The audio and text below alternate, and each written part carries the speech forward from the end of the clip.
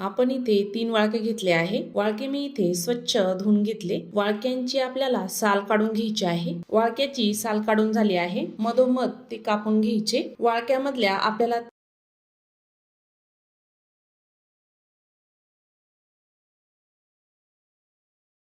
बिया काढून घ्यायच्या. चमच्याने त्या बिया काढून घेतल्या आहे मी वाटीमध्ये.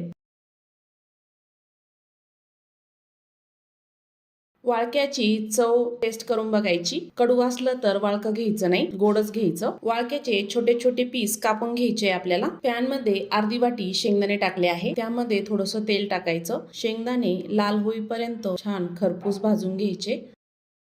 भाजलेले शेंगदाणे एका ताटामध्ये काढून घ्यायचे. पुन्हा थोडंसं तेल टाकायचं. मिरच्या भाजून घ्यायच्या. मिरच्या भाजल्यानंतर एक चिरलेला टोमॅटो टाकायचा. तोही छान परतून घ्यायचा आहे. त्यामध्ये थोडंसं मीठ टाकून परतायचं आहे, म्हणजे टोमॅटो लवकर शिजतो. थंड झाल्यानंतर मिक्सरच्या भांड्यामध्ये शेंगदाणे टाकायचे. टोमॅटो आणि मिरची टाकून घ्यायची.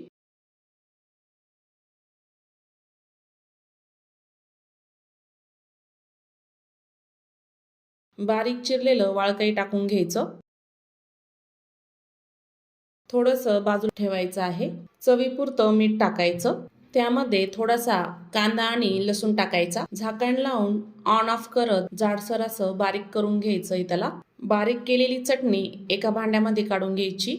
बाजूला ठेवलेलं थोडंसं वाळकं टाकायचं. 2 चमचे गरम तेल केलं आहे. त्यामध्ये अर्धा चमचा मोहरी टाकायची. मोहरी छान तडतडली की लाल मिरच्या टाकायच्या, 2 ते 3 तुकडे करून. हा तडका चटणीवर ओतून घ्यायचा. मिक्स करून घ्यायचा आहे. मस्त अशी चटणी तयार झाली आहे. ही चटणी भातासोबत, पोळीसोबत, भाकरीसोबत खूप छान लागते. खमंग अशी वाळक्याची चटणी तयार झाली.